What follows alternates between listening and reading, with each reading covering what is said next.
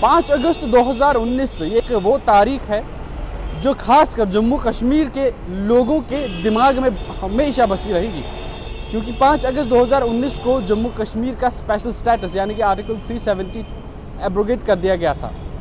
और इसके बाद से लगातार जम्मू कश्मीर अलग अलग विवादों में बना हुआ है।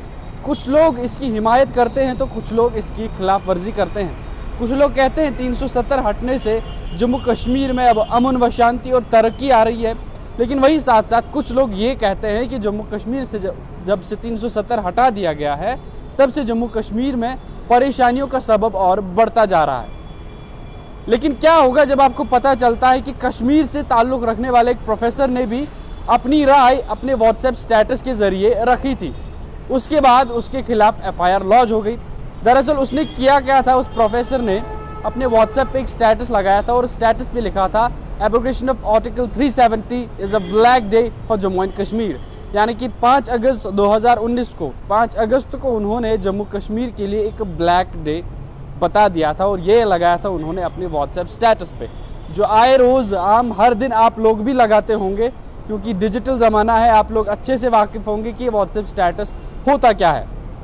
ये बात अलग है कि व्हाट्सएप स्टेटस एक ऐसी चीज़ है जो लिमिटेड लोगों तक ही पहुंच पाता है, यानी कि जो कॉन्टैक्ट नंबर्स आपके फ़ोन में हैं उन्हीं तक पहुंच पाता है। ये फेसबुक या इंस्टाग्राम की तरह नहीं या ट्विटर की तरह नहीं जहां पर ये थ्रू आउट द वर्ल्ड चला जाए। लेकिन उसके बाद भी उनके खिलाफ FIR दर्ज कर दी गई।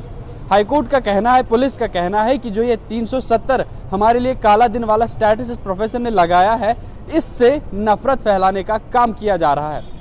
ये नफरत फैलाता है जब भी आप कोई ऐसी चीज़ पोस्ट करते हो। ये भारत के प्रधानमंत्री और भारत के गृह मंत्री का डिसीजन है, इसमें भारत के प्रेसिडेंट का पूरा समर्थन है। हमारा ये डिसीजन कोई इसे क्यों काला दिन के तौर पे मनाएगा।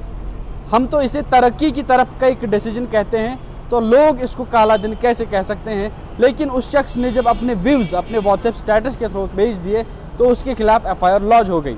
इसको जब हम और थोड़ा डिटेल में पढ़ते हैं तो IPC सेक्शन 153A और IPC के तहत उसके खिलाफ याचिका दायर की गई थी। और उसके बाद उस शख्स ने बॉम्बे हाई कोर्ट में एक अर्जी दी थी कि मेरे खिलाफ जो ये FIR लगाया गया है इसको खारिज कर दिया जाए। और कल बॉम्बे हाई कोर्ट का इसके ऊपर फैसला आया है और बॉम्बे हाई कोर्ट ने कहा है कि आपका जो एक्ट है ये क्रिमिनल एक्ट है और इसे खारिज नहीं किया जा सकता। और उनकी जो याचिका थी उसे ही खारिज कर दिया गया, ना कि उनके ऊपर लगे हुए FIR को। तो इस प्रोफेसर से हमें एक चीज़ सीखने को मिलती है, वो सीख क्या है, सबसे पहले उस पर नज़र दौड़ाते हैं।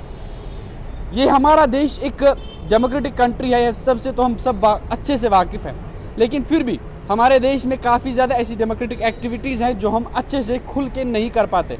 हम सब जानते हैं हमारे पास फ्रीडम ऑफ एक्सप्रेशन है, हमारे पास फ्रीडम ऑफ स्पीच है, लेकिन फिर भी इन दोनों में से किसी भी चीज़ की फ्रीडम हमें प्रॉपरली नहीं मिल पाती। अगर मिल गई होती तो शायद ये कश्मीरी प्रोफेसर ने भी अपने फ्रीडम ऑफ एक्सप्रेशन का ही इस्तेमाल किया था। इसको 370 का एब्रोगेट होना जो लगा था, इसने मात्र वही बात बताई थी और मात्र अपने कॉन्टैक्ट्स तक ही पहुंचाई थी, ना कि किसी सोशल मीडिया के ऐसे प्लेटफॉर्म पर डाली थी जहां पर ये तेज़ी से फैल जाती। लेकिन फिर भी इसके ऊपर FIR लग गई, फिर भी नफरत फैलाने का काम या ऐसी धाराएं इस पर लग गई, इल्ज़ाम लग गए। बॉम्बे हाई कोर्ट ने इसकी प्ली को रद्द कर दिया है और फिर से FIR इसके ऊपर लगी ही रहेगी। आपकी क्या राय है अभी कमेंट बॉक्स में ज़रूर दीजिएगा। तब तक के लिए आप बने रहें इंडियन ट्रिब्यून 24/7 के साथ। मुझे दीजिए इजाज़त। अल्लाह हाफिज़।